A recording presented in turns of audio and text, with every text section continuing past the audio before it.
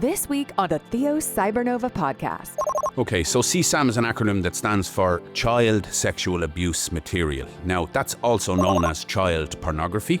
Most CISOs don't have a light on their dashboard for CSAM. They've never heard of it, they're not interested in it, they think it's just some sort of a child welfare thing.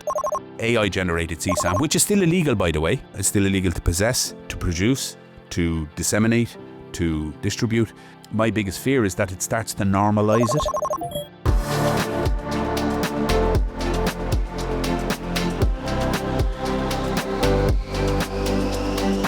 The Theo Cybernova podcast, hosted by Paul Jackson. Welcome to another episode of Theos Cybernova podcast with me, your host, Paul Jackson.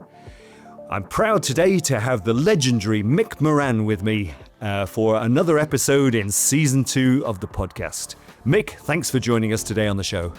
Hey, thanks very much, Paul. Legendary. I think I'm legendary in my own lunchtime. A bit like yourself, if the truth be told. I think we're two self-proclaimed legends here in this recording box. Yes, we are, and indeed we are in this little recording box in the fabulous venue that is the Council of Europe in Strasbourg. That's right. We're in the Council of Europe, and the Council of Europe, to be fair to them, were one of the first outfits really to pay attention to cybercrime. They have a convention that goes way back, I think, till about year 2000 or something. Something like that, yeah. 1999, I think. And they did, all through the late 90s, they were doing a lot of work on cybercrime. And then they have their convention, their Budapest Convention. And from my perspective, so my expertise is in the whole child exploitation online area. And my interest in the Budapest Convention is it's the only convention that really calls CSAM, or child pornography. It's the only convention that mentions CSAM as a cybercrime. Indeed. Yeah, but other people tend to think that, you can't have something that's content labelled cybercrime, but whereas I would say, no, it's not the content that's the problem, it's the transferring of it on networks and the moving of it. Indeed, and we are going to drill into that. But first, I'm going to kick off with a very startling statistic, because you gave an excellent presentation yesterday, an excellent workshop, and one of the metrics that you gave there shows the connection between the private sector, if you like, and the exploitation of children. Because most listeners are probably thinking, well, what's it got to do with cybersecurity? But we are going to cover that. But this metric is pretty staggering, that, and it comes from an organization called NetClean. And they state that 1 in 500 business machines contain CSAM, as we call it. Now, this is pretty staggering, but let's start by explaining what is CSAM. Okay, so CSAM is an acronym that stands for Child Sexual Abuse Material. Now, that's also known as child pornography. And in most of the laws and in most of the conventions, like the aforementioned Budapest Convention, or in the EU directive on child abuse online, they refer to it as child pornography. And in fact, in laws, even in Japan and in China, it's referred to as child pornography. So I have no problem. I mean, I think Thailand recently made child pornography illegal. I know that they've been working hard in the UAE, for example, to address the issue there. So it's child pornography, and because you can't have child pornography without having child abuse, we started pushing a few years ago to use the acronym CSAM instead of child pornography, because pornography gives you the impression that it is the same type of pornography that you would see on, RedTube or any of the commercial pornography websites, or in OnlyFans or somewhere like that. Whereas this is not pornography in that sense, because it involves the actual abuse of children. It's a recording of the actual abuse of children. And when I say children, I'm not talking about young people. I'm talking about children. The vast majority of CSAM that's out there is, in fact, prepubescent children. So it's a classic bell curve where it starts at 0 and it goes up in the bell curve. Those of you who know what a bell curve is know that it peaks out, tops out at around 12 years of age and falls away then to between 12 and 18, right down to of course, it's not child anymore once it's over 18. But that point being that the vast majority of That, and that's an important point to make. The vast majority of it is it peaks at 12, but I mean, there's an awful amount of stuff out there, 7 years of age, 6 years of age, children of that age, and indeed a lot of stuff involving a lot of movies and images involving pre-speech children, so under 3 years of age, under 2 years of age. There's an awful amount of stuff like that out there. That's incredibly shocking. I mean, and I'm sure many of our listeners will be shocked by these metrics, but and I should have perhaps warned them at the beginning that they may find some of this a little bit upsetting, but we have to face reality and the kind of work you do. I mean, I am in awe of the work that you do, and also the NCMEC, the National Centre for Exploited and Missing Children, our friend Gigi over there, who does great work. But it's not highlighted very often, in terms of in the context of cybersecurity. Now, here at Theos, right, we do loads of cybersecurity drills, tabletop exercises for ransomware, for other kind of breaches or DDoS attacks, or nobody ever does them for incidents where, CSAM is found on their systems and how it got there, who might be responsible, what the impact is in terms of, how many people within their organization might be involved. It's actually potentially extremely damaging reputationally and obviously morally. Yeah, no, there's a moral aspect, but I think more importantly, one of the things that I highlight when I do that exercise is that unless you have policy in place, you're running, panicking. Right, you saw yesterday we split up into 3 groups. So we had the HR group, we had the legal and compliance group, and we had the CISO group, and we saw very clearly that none of them was talking to each other. They were all off thinking about the problem, that they all got the same problem, and they were all off thinking about the problem in their independent silos. So straight away you could see that was a problem. No, I think like this another place where CSAM differs from ordinary pornography is most companies will have a pornography thing in their acceptable users policy, or they'll make it very clear whatever your end users, they're getting company devices or they're bringing their own devices, and one of the main things is you don't use it. Look, if you're working for me, you're working between 9 and 5, you shouldn't be browsing pornography between 9 and 5, right? And if we find pornography on your system, it's a disciplinary offence, it's a HR matter. It's certainly not illegal. The problem with CSAM from a cybersecurity perspective is that it is out there. You rightfully talked that figure 1 in 500 machines, but it's out there and it attracts special attention. And the reason it attracts special attention is that it's illegal in most countries. Right. Okay, that's one reason it attracts attention. So now you have an immediate legal compliance problem. So you have, in effect, a serious criminal operating in your company. If you find this on your system, now somebody has put it there. Who put it there? And you rightly pulled up the risk of reputational damage. But here's another one that the companies don't listen and don't think about. You are exposing your staff to very traumatic images or videos. Yes. Right?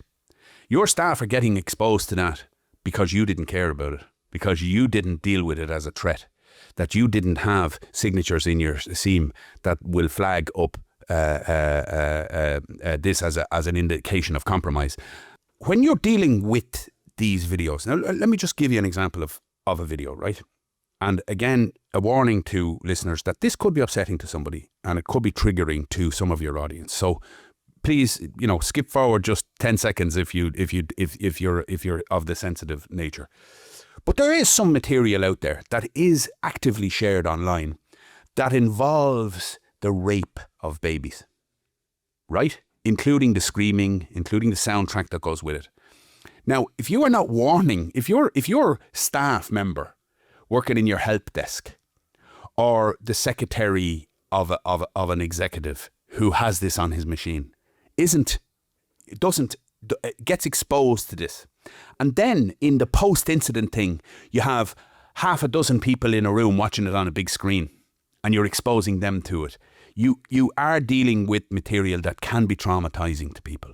And there's another big risk involved. So part of our action plan in relation to dealing with it is the complete forensic quarantining of the material, only exposing those who it's absolutely necessary, and even then after they've been trained properly in relation to it.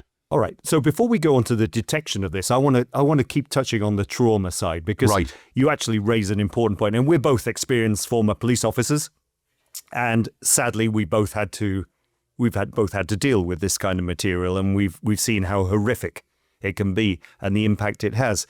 The audience may be quite curious. Psychologically, how do police officers deal with this, and how, from a leadership point of view, how do you help or try to identify when officers may be suffering from trauma through repeated viewing? So, I'm the CEO of Hotline, the Irish Internet Hotline, and we manage CSAM reports from members of the public, and we were member of the INHOPE network, and so we manage notice and take down stuff for sites and URLs all around the world. And I have analysts there who are trained primarily as internet analysts, and then secondary as child CSAM analysts, and they understand fully. And one of the key parts to their work is the whole welfare package that we build in around them. Now, when I was the assistant director at Interpol, I was the assistant director of the vulnerable community section, and there I was dealing with trafficking in human beings, I was dealing with people smuggling, and I was dealing with online child exploitation. And as you know, Interpol houses the International Child Sexual Exploitation Database, ICSA. That is basically a registry, a kind of a record of all of the CSAM that's floating around out there on the internet. And that has many, many uses for whatever. And one of the key things you have to build around a team in this way is welfare. Now, when I started this game back in 1997, there was nobody thought about welfare, nobody thought about anything else. Yeah, but I mean, I'll often, people say to me, how can you do this? And I just say, look, as a police officer, you deal with fatal traffic accidents, you deal with suicides, you deal with really the dark side of life in general. You never know one end of the day to the other what you're going to be facing when you go out there. At least when you're working in this area, you're dealing with CSAM all the time, and therefore you can prepare yourself in advance. You can step away from the computer and switch it off if you're feeling a little bit overwhelmed. And of course, then you'll have welfare. So my team now at the minute at the Irish Internet Hotline, they have obligatory visits to a supervising psychologist who has a chat with them once every quarter. And they're free to go to her anytime, actually, they want to. So they call it vicarious stress or vicarious trauma. So in other words, an analyst can start to take on board the trauma that the child is having in the image or movie. And once that starts to happen, the analyst can become very quickly unwell if they're not careful. And you see, when you add that vicarious trauma, which another word for it might be stress, and if you add that to just the regular stress of life in general, right?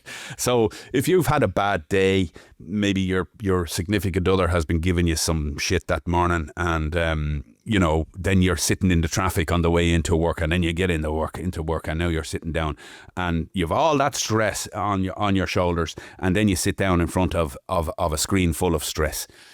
Yeah, not going to be a good day. Not going to be a good day. Yeah. So I'm going to also ask quite a sensitive question, a difficult question, which is, as a police officer, you're obviously going to decide who does those kind of jobs, which, because obviously categorizing CSAM is a laborious job. Many cases may have thousands of images, right? And each one needs to be categorized.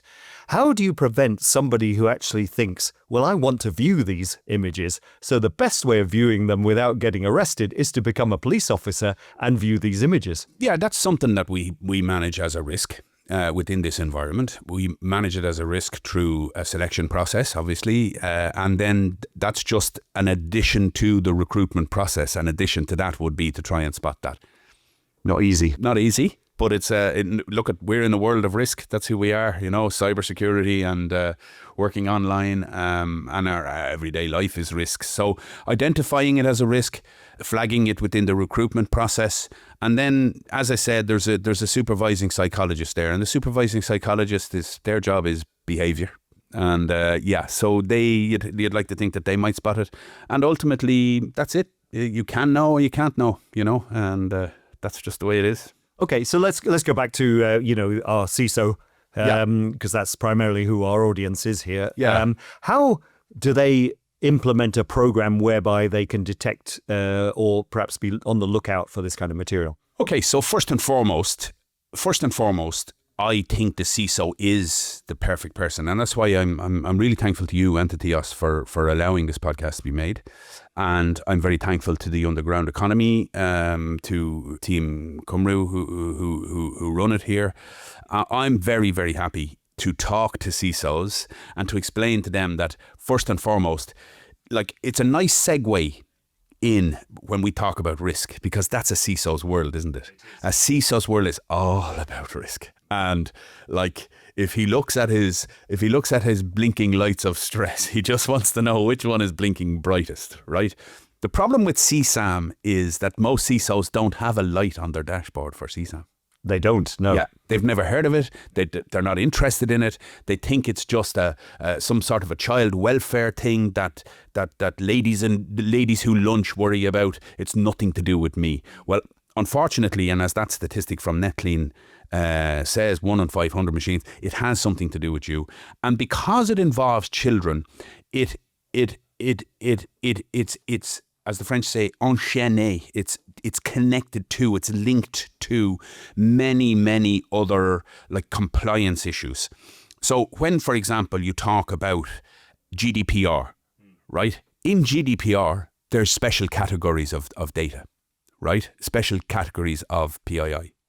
And let's face it, one of the most dangerous, shall we say, one of the most mined areas of data is data relating to children. Right, of course, yeah. Yeah. And so that's another reason it's differentiated from normal pornography. It's another reason why your policy in relation to pornography within the house is not good enough, because there's other factors that link into it. I'm based in Ireland, obviously. I'm the CEO of the Irish Internet Hotline. If anyone's interested in knowing more about the hotlines, they'll find it at hotline.ie. But like, in Ireland, we have two pieces of law that are related to CSAM.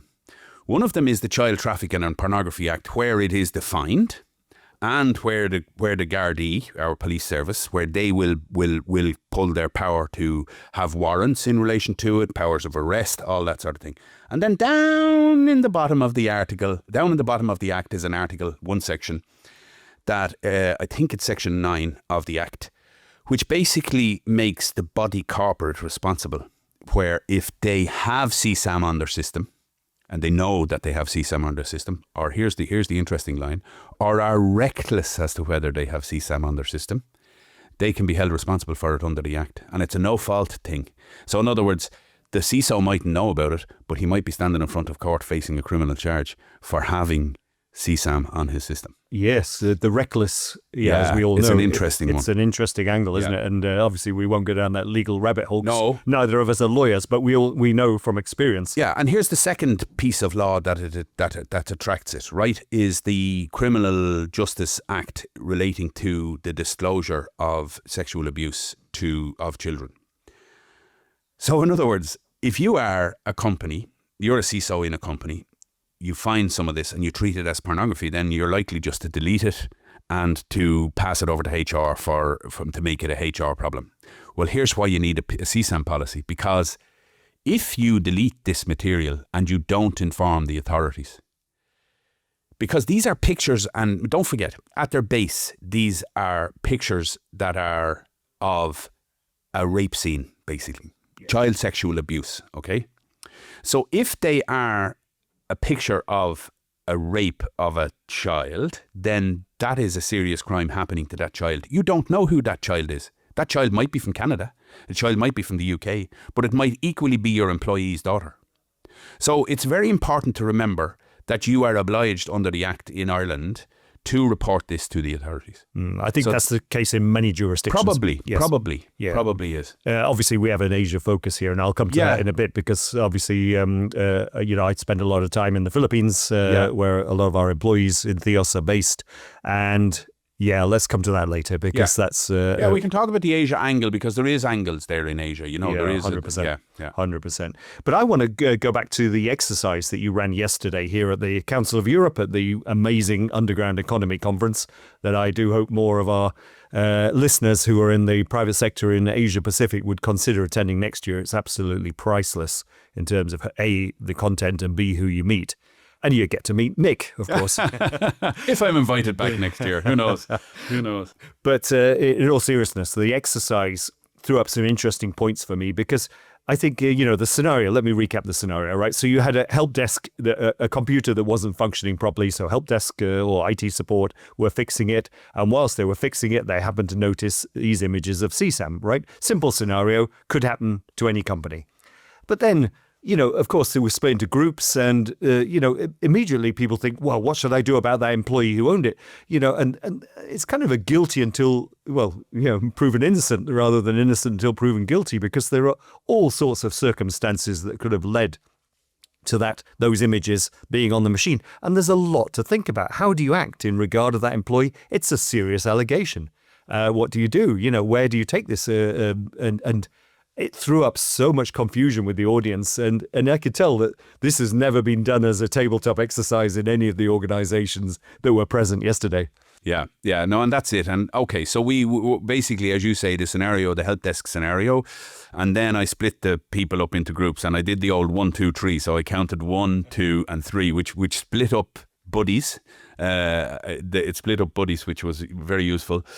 And I split them up, and so one was the legal and compliance team, two was the HR team, and 3 was the CISO team. And then they all went into different corners and they talked about it and they only got a few minutes, because they got about 7 minutes or 8 minutes, because the last line in the scenario was, in 10 minutes you have a meeting with the Dragon CEO, and she's not happy about this.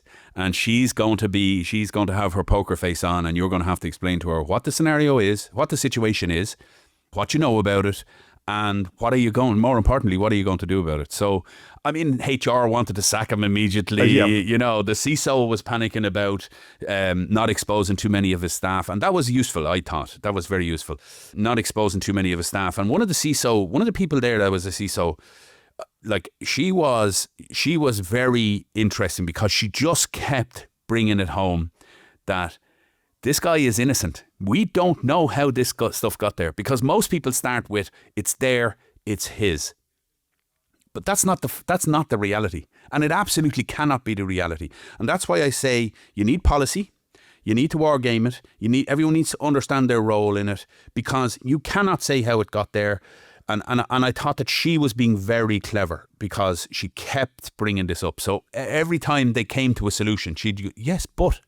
And you see, because none of them were thinking, and this, I think, should have been the CISO's thoughts on it.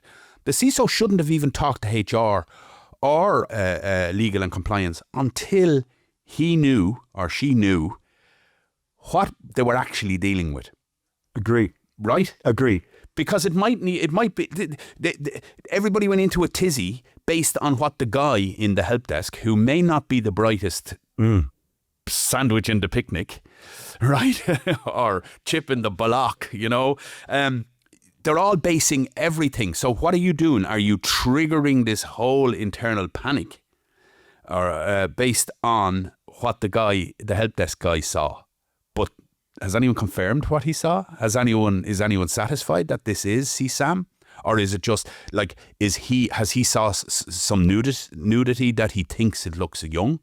Or is this actually confirmed CSAM? Agree. Yeah, I've seen this time and again where people run off on the assumption that the junior guy is right. Yes. And wow, mistakes can be easily made. So look, the CISOs all got into, let's take an image of the machine. Let's find out what else the machine is connected to. Let's run off let's run down some of the leads that you can get.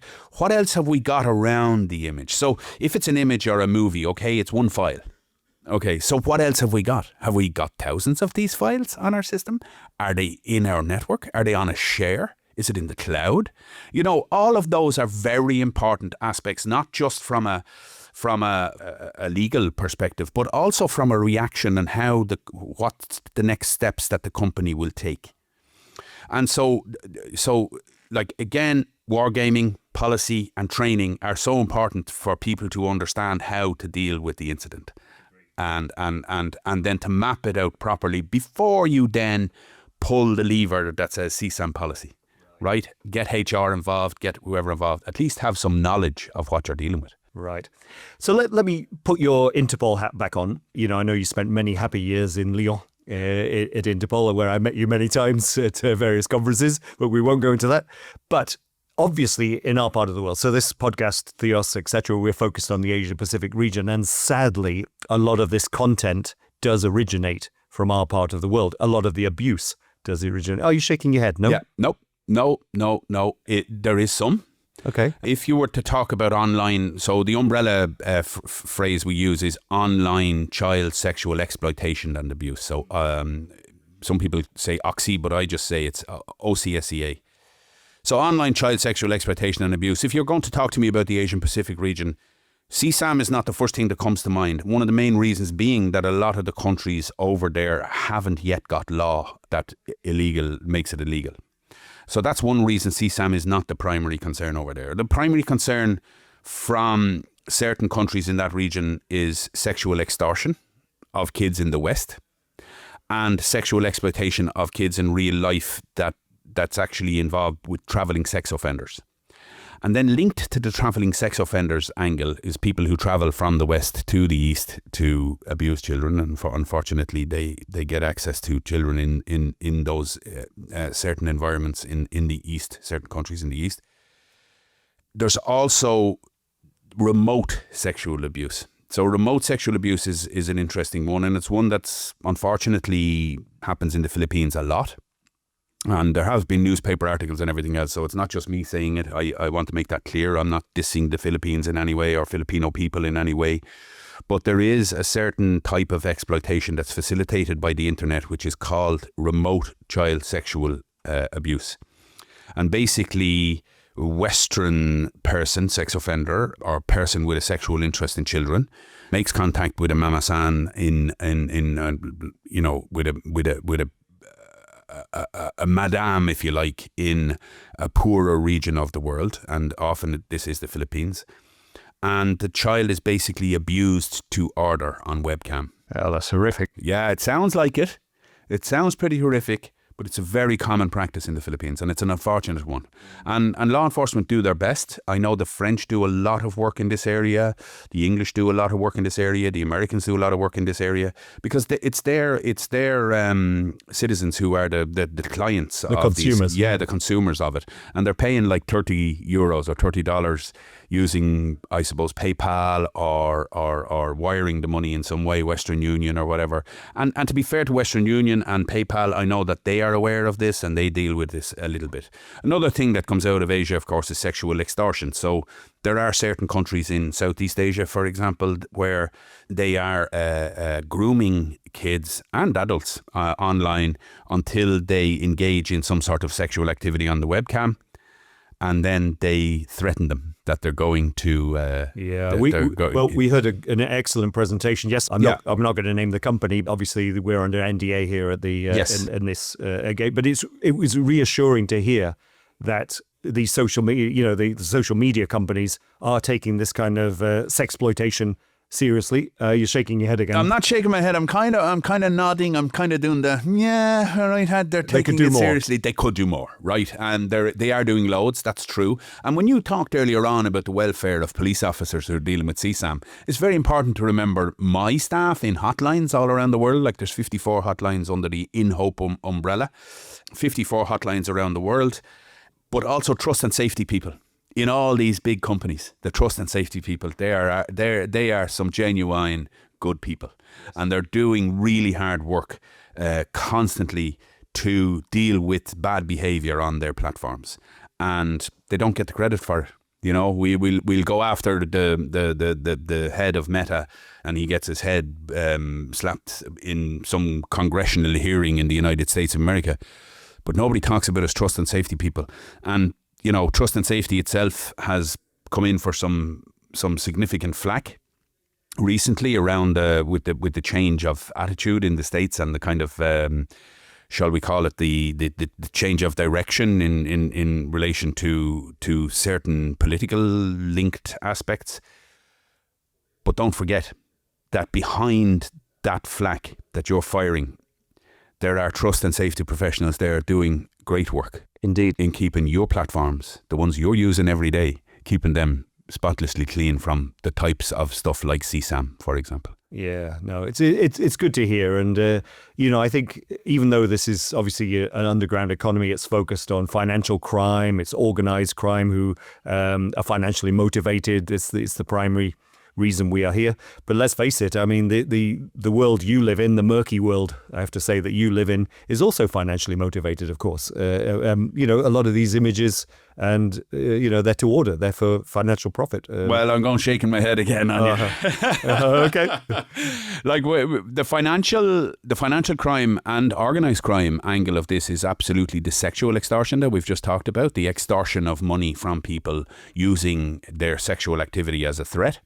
Southeast Asia is good at that, right? Yep, we heard that. Africa is very good at that. So that's certainly one aspect of the financial side of it.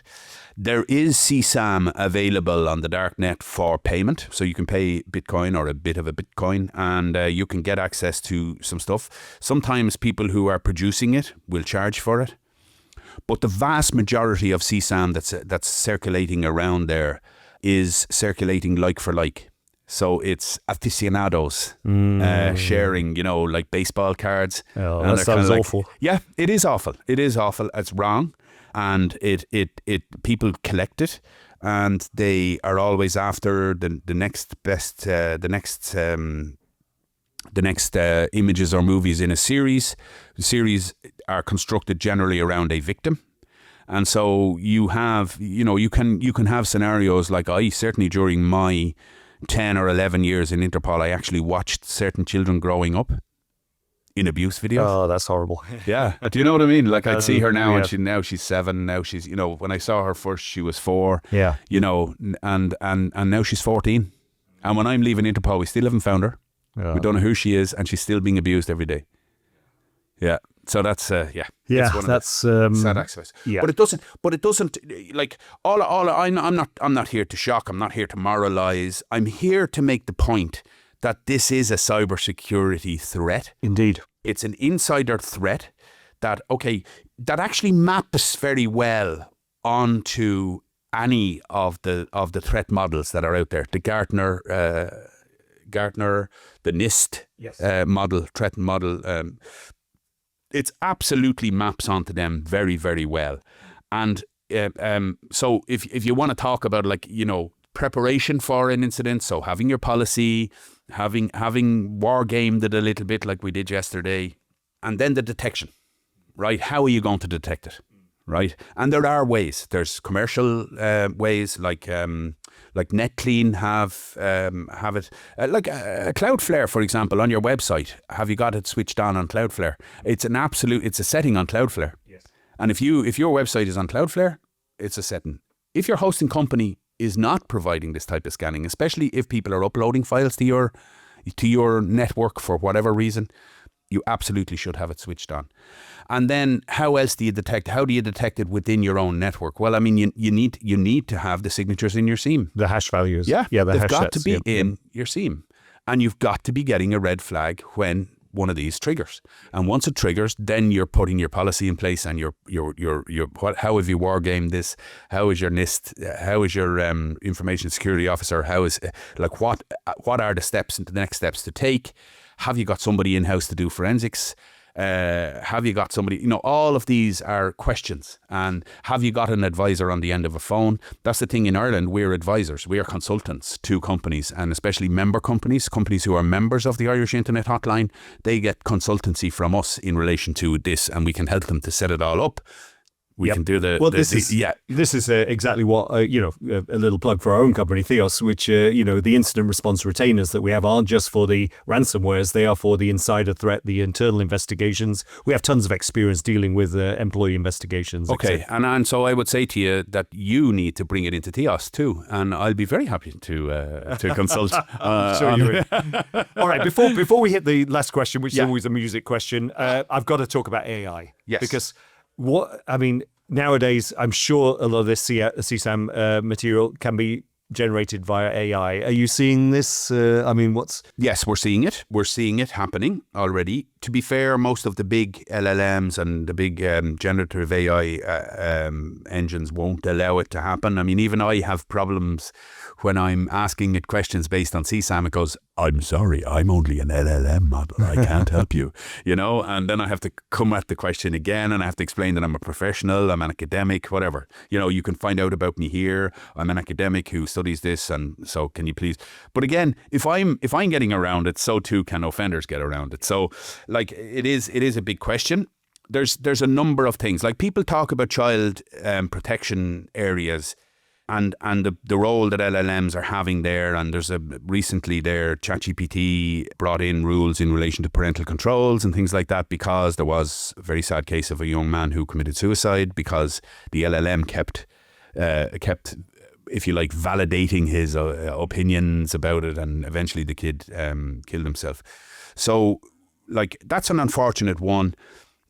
It's an example of how LLMs can be dangerous, especially around children, and how vulnerable children can be. We see huge regulation coming into platforms and things like that now, especially in the European Union. And so LLMs are going to have to be the same way. But the ones we're more concerned about is the CSAM, because if you have a very large collection of CSAM and you run it in as a source data into a generative AI, and then you request, and then you put in many, another collection of non-CSAM in there, and now you ask it to produce new CSAM, well, we're going to see a huge increase in this. And that increase will come at a time when law enforcement, hotlines, CISOs are already snowed under with work. And now here's another problem coming down the line for them. And they're already snowed under. I mean, forensic teams in law enforcement all over the world. Forensic teams in law enforcement will tell you that 80% of their work, somewhere between 60 and 80% of their work is CSAM. Yeah, that's shocking, isn't it? Yeah, it is. But if that's what they're dealing with now, what'll it be like when this AI generated CSAM, which is still illegal, by the way? Yes. Which is still illegal. That's an important point to make. It's still illegal. It's still illegal to possess, to produce, to disseminate, to distribute. What's going to happen there to those teams who are already snowed under, as I said, but also it will form part of the AI slop that's out there. And my biggest fear is that it starts to normalize it. Yes. Do you know what I mean? I do. If people are starting to see it, okay, they're shocked initially, then they get over the shock, and then what? I truly hope it'll never be normalised. Yeah. But look, we're coming towards the end of the podcast now. Yeah. I'm sure this is an eye-opener, because it's not a subject that's actively discussed enough. I hope this opens a few people's eyes. I'm sorry if it's shocked a few people, but it's the reality. But anyway, your job is stressful, more stressful than most when you deal with these things. But I always rely on music to unwind a little bit. I like music too. And so I'm going to ask you, what do you listen to? What's on your turntable at the moment? I'm going to guess Val Doonican. But oh yeah, Val Doonican. Well, it has to be said that I love music. And I absolutely adore Spotify. I'd be a bit of a vinyl man, and I've got quite a big vinyl connection. I have a lot of music on. I've like gigs and gigs and gigs of MP3s and everything that I haven't looked at in years. With Spotify, what I love about it is I'd have a song in my head. I wake up sometimes with a song in my head. I put on the song on Spotify, and then I let the algorithm do the rest. Right. And through that, I pick up some really, really cool bands and some good bands. And BBC Radio 6 music, fantastic, alternative, kind of just a little bit off the beaten track, and you discover some really, really good stuff on there. 8 Radio is another big. 8 Radio is on in our office all the time. I don't know who put it on. It's one of my favorite radio stations, and they didn't put it on for me, but it's ticking away there in the background. And 8 Radio is also a great source of alternative stuff. But what am I listening to right now? Yep. I suppose I'm listening to a band called Kingfisher, who've just released an album called Halcyon, right? And Kingfisher are an Irish group, and they fuse rock and, I don't know, think Dermot Kennedy, Hosier, and a bit of the Wolf Tones, you know, kind of Irish music, which, like, if you take the likes of Kneecap, they're also doing that right now. There's another great band out there at the minute called Amber. They're doing the same. CMAT is doing a little bit of that as well, kind of rock fusion, rock country fusion. Whereas Kingfisher have just released Halcyon, as I said, and that's the one that's been on repeat for the last while. So Fantastic. I thoroughly recommend that people pick that up. This is why I asked the question, because I get great recommendations, and I will be checking that out. Look, Mick, I can't thank you enough. You really are a legend. The work that you do that you do is so vital, and it's so important. And keep doing the good work. And everybody listening, please check out hotline.ie. And if you enjoyed this show, then please click the like or the subscribe button on whatever platform you happen to be listening to, and hopefully you'll join us again for future episodes of the Theos Cybernova podcast. Mick, thank you so much. Much obliged. Thanks, Paul. Theos Cybernova was presented by myself, Paul Jackson. The studio engineer and editor was Roy DeMonte. The executive producer was myself and Ian Carlos. And this podcast is a co-production between Theos Cyber and W4 Podcast Studio in Dubai.